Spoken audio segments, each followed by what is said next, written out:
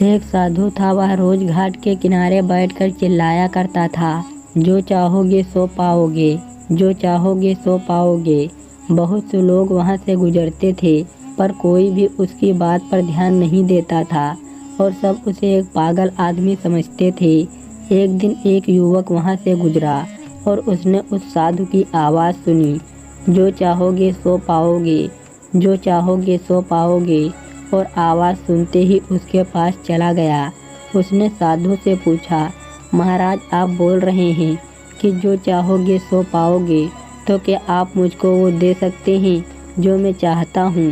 साधु उसकी बात को सुनकर बोला, हाँ बेटा, तुम जो कुछ भी चाहता है मैं उसे ज़रूर दूंगा, बस तुम्हें मेरी बात माननी होगी।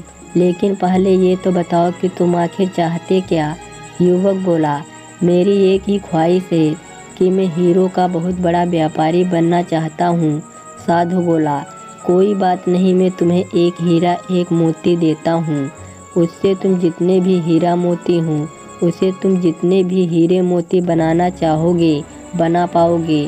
और ऐसा कहते हुए साधु ने अपना हाथ आदमी की हथेली पर रखते हुए कहा, पुत्र, मैं तुम्हें दुनिया का सबसे अनमोल हीरा दे रहा हूँ। लोग इसे समय कहते हैं। इसे तेजी से अपने मुट्ठी में पकड़ लो और इसे कभी मत गंवाना।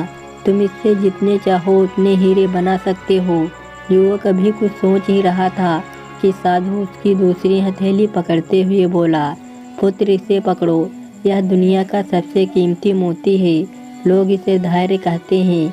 जब कभी समय देने के बावजूद परिणाम ना मिले तो इसी कीमती मोती को धारण कर लेना।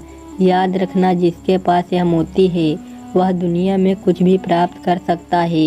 युवक गंभीरता से साधु की बातों पर विचार करता है और निश्चय करता है कि आज से वह कभी अपना समय बर्बाद नहीं करेगा और हमेशा धैर्य से काम लेगा।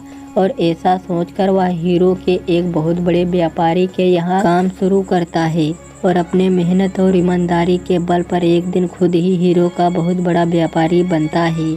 दोस्तों, समय और धैर्य वह दोनों हीरा मोती हैं जिसके बल पर हम बड़े से बड़ा लक्ष्य प्राप्त कर सकते हैं। अतः ज़रूरी है कि हम अपने कीमती समय को बर्बाद ना करें और अपनी मंजिल तक पहुंचने के लिए धैर्य से काम लें। कहानी अच्छी लगी हो दोस्तों तो लाइक और सब्सक्राइब करिए।